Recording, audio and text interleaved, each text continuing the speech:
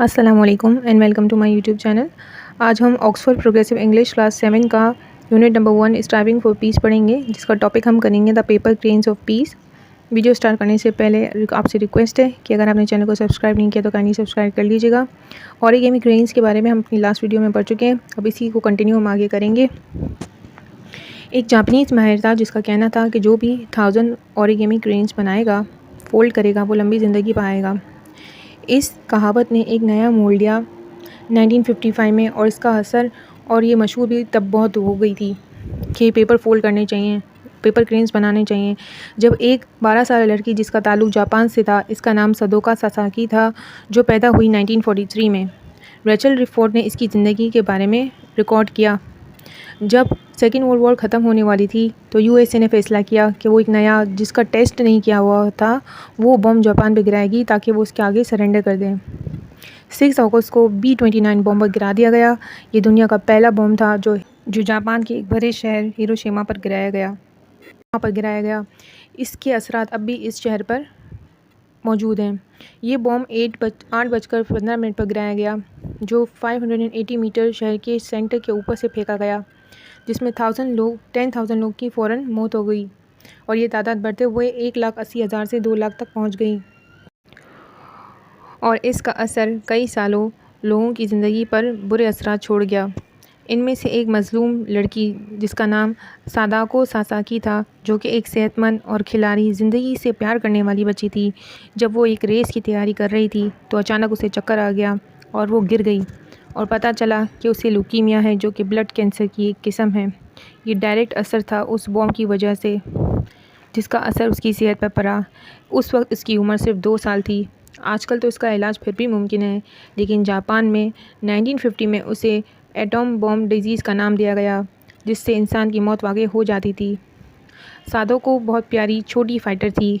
इसके अलावा वो चाहती थी कि वो जल्द रिकवर हो जाए और दोबारा हिस्सा ले।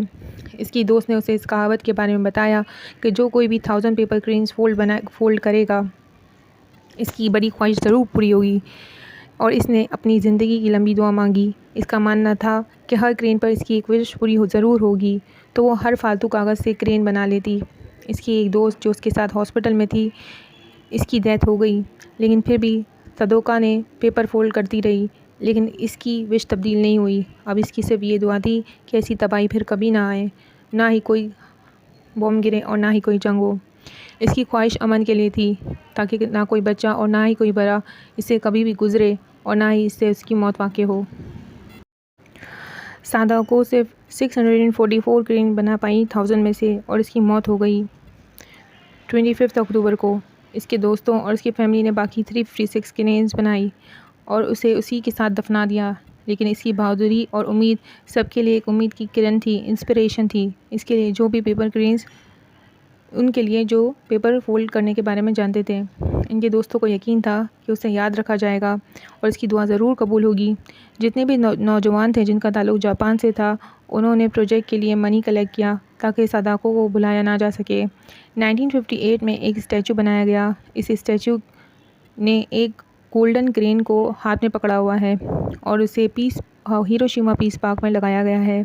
जो दुआ थी इन 2 बच्चों की, वो इस प्रोजेक्ट के नीचे लिखी गई है, यानी उनकी जो दुआ थी उस जो स्टैचू है उसके नीचे से लिखा गया है, और उसमें लिखा गया है, ये हमारा रोना है, ये हमारी दुआ है, अमन हो दुनिया में।